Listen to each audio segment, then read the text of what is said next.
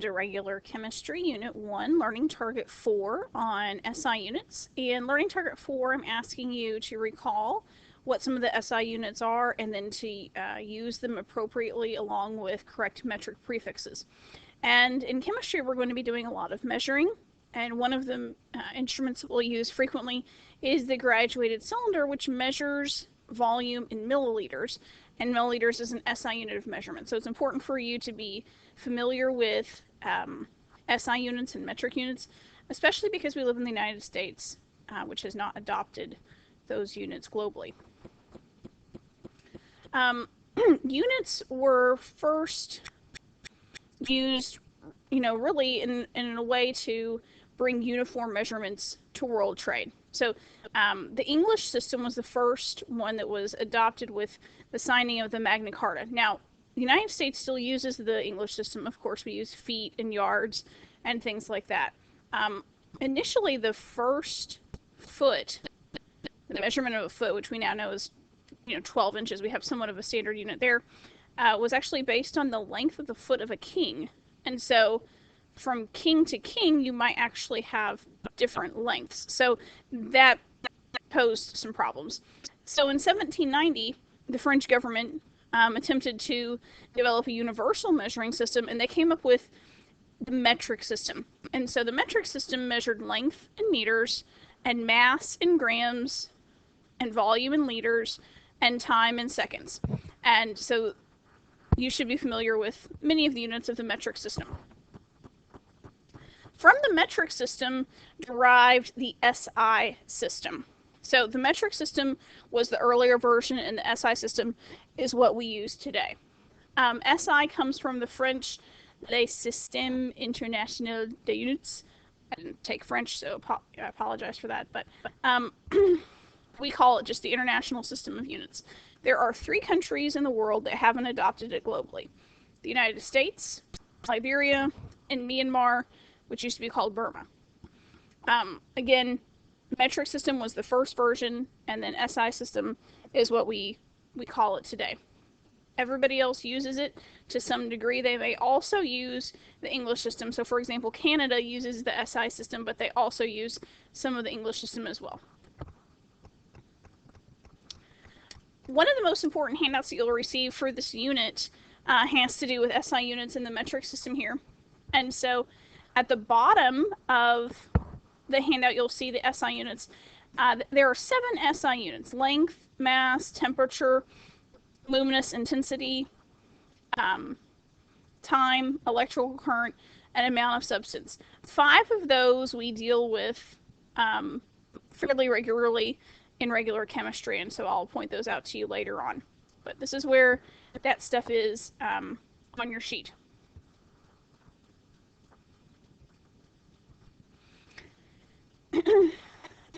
So let's talk about these units here for the SI. The length, we'll use that in chemistry, and the length in SI and the length in metric are the same. We'll measure meters, and the symbol for a meter is a lowercase m. So we'll use this one in chemistry. Mass. The mass of something is measured in kilograms in the SI system.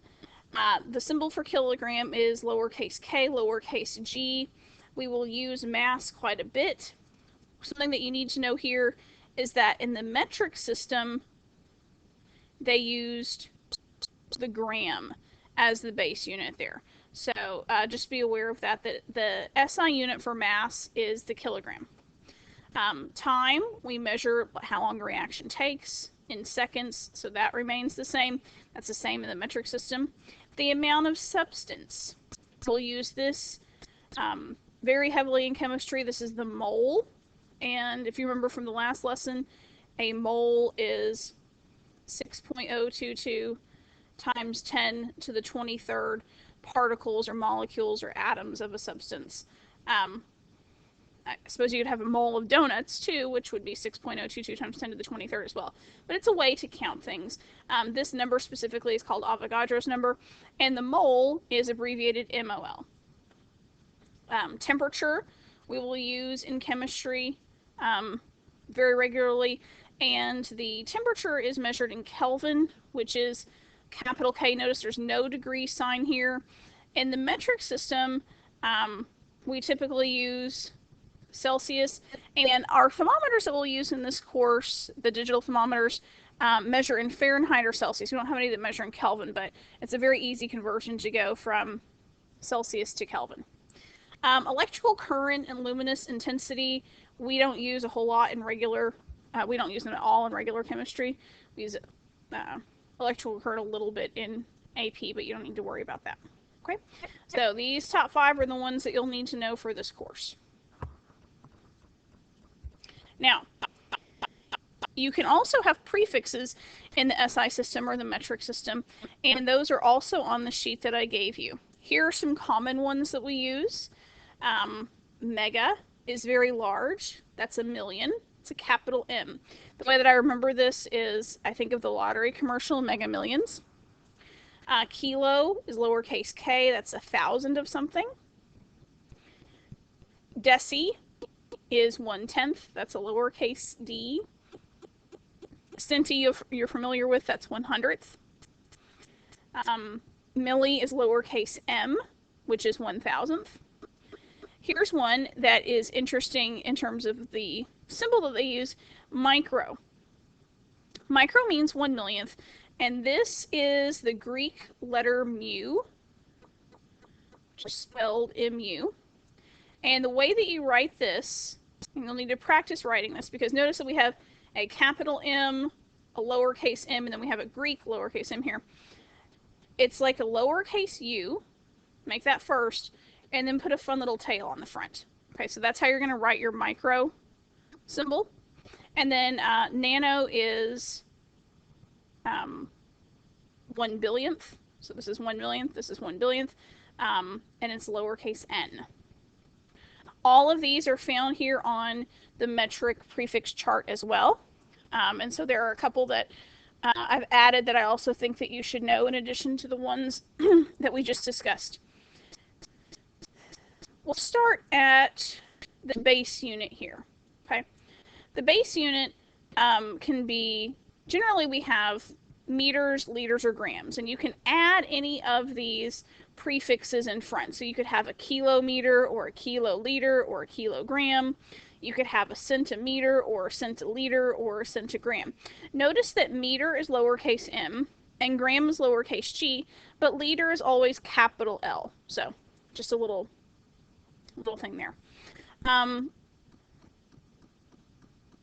At 10 to the first, you have deca. We don't use that a whole lot. That would be 10 of something. So if you had a decameter, which would be like that, it would be 10 meters. Okay. Next, you have hecto. Hecto is 10 to the second, which is 100 of something.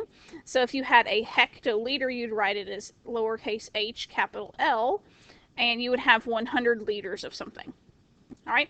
Next, we use kilo quite a bit. Kilo is 10 to the third. That's 1,000 of something. It's lowercase k. We know you have kilometers or kilometers. You could also have kiloliters and, of course, kilograms. Mega is also something that's very useful. We have mega meters or megaliters. That's going to be capital M. And so this is where it's important for you to remember your capitals and your lower cases. If you have a mega meter, it's going to be capital M for mega. The prefix always comes first, and then the base unit comes behind it. So mega meter. And it's important that when you're writing these, that your handwriting shows the distinction between them. All right, next we have giga. And so you probably are aware of giga through gigabytes or something. You might have like a 16 gigabyte iPhone or something like that. And so giga is capital G. That's a billion of something. So your iPhone holds a billion bytes of memory or data. So you could have a gigagram, I suppose, which would be a billion grams. Or you see it as generally gigabytes. If you have a lot of stuff to store, you may have to go buy an external hard drive that holds a terabyte of information. And so tera is capital T. That's going to hold 1 trillion bytes of data. So that's where you would typically see tera and giga. But I wanted you to understand the distinction between those two. All right, and so all of these are greater than 1. These are large amounts of things. You can also have very small amounts of things, less than 1.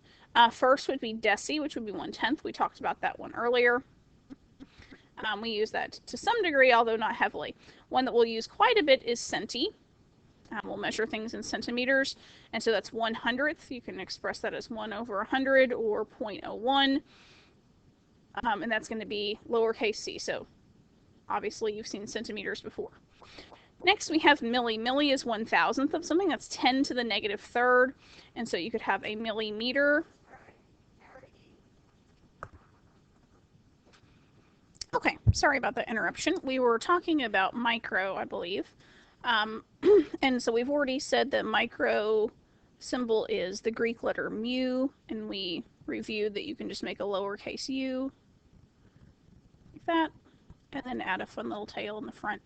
And to remember to make a distinction between mu and then milli, which is a lowercase m, and mega, which is a capital M.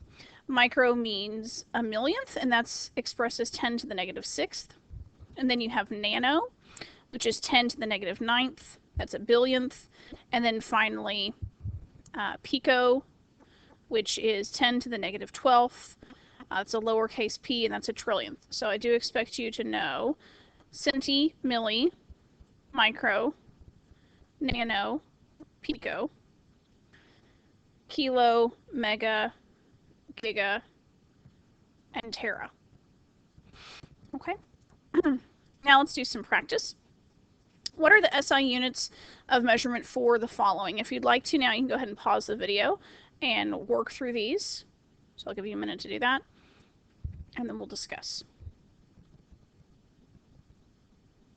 All right, so the SI unit of time is the second, and that's abbreviated just lowercase s. The amount of something is the mole, and that's abbreviated MOL. The SI unit for mass, now this is where SI and metric are different. The SI unit for mass is the kilogram, which is lowercase k, lowercase g.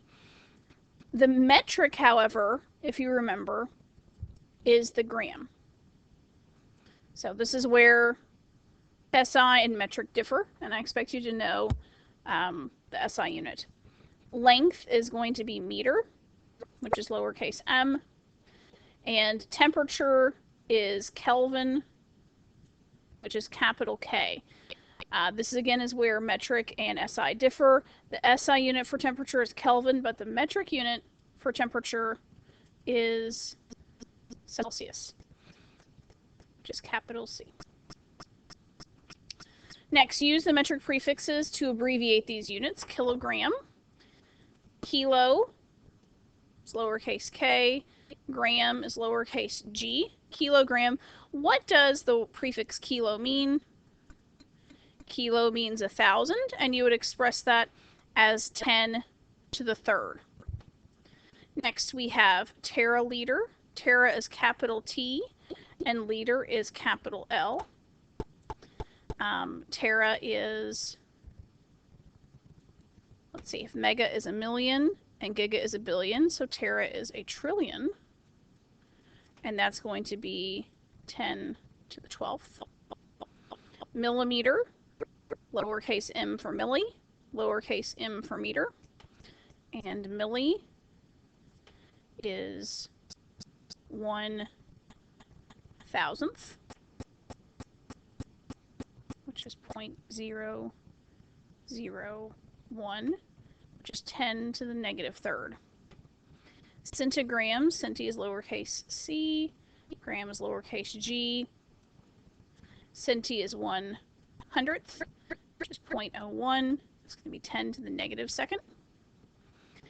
Microliter, micro, remember, is the Greek letter mu, lowercase u with a fun tail in front, and liter is always capital L. Micro is 1/1,000th, so 1 over a million, or 0.000001. and it's going to be 10 to the negative 6th. And then finally, nanometer, N for nano, lowercase m for meter. Nano is 1 over a billion, which is going to be 10 to the negative 9th. All right, so that's a good review of SI units and metric prefixes.